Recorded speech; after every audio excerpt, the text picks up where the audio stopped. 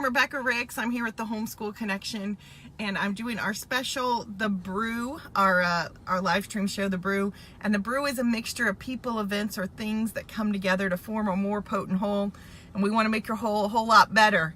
So this is really take two. Let me take one more drink of coffee before I do our devotional.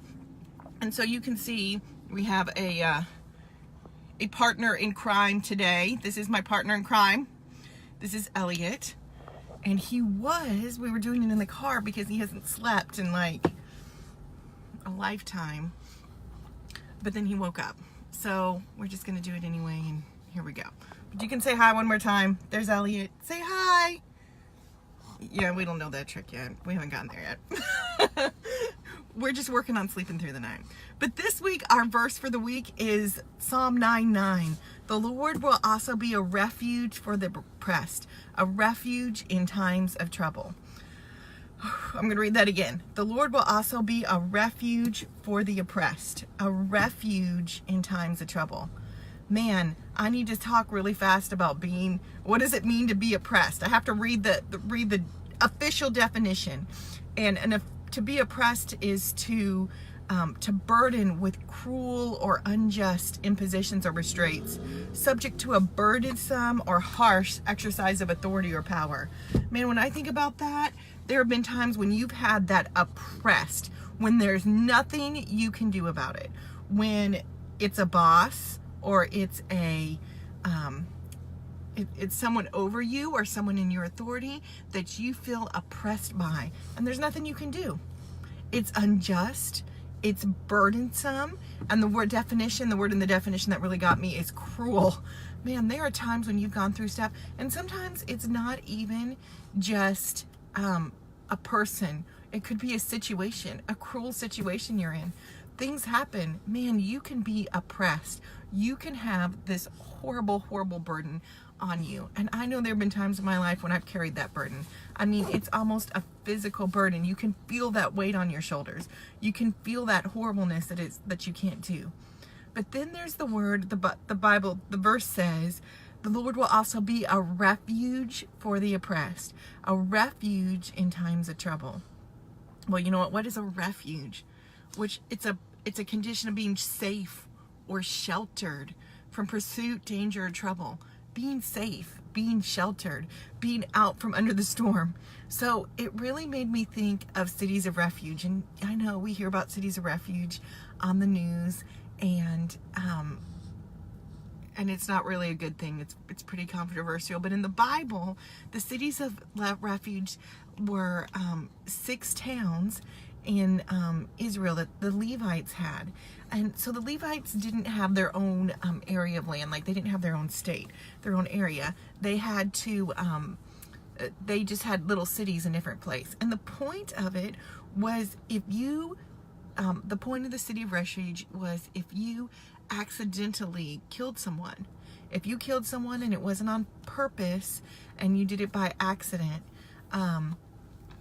you could run to the city of refuge and claim asylum there, and claim that you could live there and be done. Well, I was thinking about that, and it made me think of that old song, The City of Refuge. And man, I'm going to post it on the blog today, the song, so that you can hear it. But it says, condemned by the fall of man, I was bound in sin with the debt to be paid. You know what? When they had the cities of refuge originally, it's when you had done something on accident, when you had done something not on purpose, when you had done something that wasn't your fault. You know, sometimes we're oppressed. We have situations that are not our fault, that are not something we could do. There's nothing we could do. And they would run to get there because they were running for their lives, basically. Have you ever had that time when you felt like you were running for your life? You were so distraught. You were so emotionally, you know, whatever the situation is, whether it's a person or a thing had done. But we've all been there where we had to run. But it said, but God cared for me, and on Mount Calvary the fountain was laid. On the cross, Christ stretched out his hand, that mighty gulf he span and bought my liberty. Now I can run to God's only Son. He's the city of refuge for me. Oh man, I heard that song this morning. It was really a blessing today. And the chorus is, one day I ran to the city of refuge. Though guilty I was, I found shelter in the blood he shed for me. I was condemned, but God showed mercy. Then on Calvary, God built a city of refuge for me. Yeah, and you know what? That's what I want you to think about today. And everything, sorry, we're talking, we're going to talk. And everything we have, there's refuge for you. You know what? God has a refuge for you. We can run to him. There's nothing that's too hard for the Lord. Is there nothing too hard for me? Is there nothing too big for me? You know, I don't know your situation, but God knows your situation. But you know what? The Lord also will be a refuge for the oppressed. He will be a refuge in times of trouble. There'll be a time when that you might not need it now, but you will, and hopefully this will come to mind, that you will have to run to him. There's nowhere else to go. There's no one else who can understand. There's no one else who can help. There's no one else who can fix it, only God. And he can run to that city of refuge for him, or just run to him for refuge. You know, so many times we try to go to other people and they don't always give us exactly what we want, or they're not here. People will fail us, but God will never fail us. So again, I'll read the verse to you, Psalm 9:9. The Lord will also be a refuge for the oppressed, a refuge in times of trouble. If you're feeling oppressed, if you feel like something is weighting you down and holding you down, if you feel like there's no opening, remember there is a refuge in times of trouble, a refuge just for the day, just like this. Whatever happens today, remember God's there for you. So we're going to say goodbye, me and little Elliot, and hope you guys have a great day. And don't forget, you're not alone. We're here to help if we can, but you know what, even more than us, God can help. You're not alone because he's here to help you in everything you do.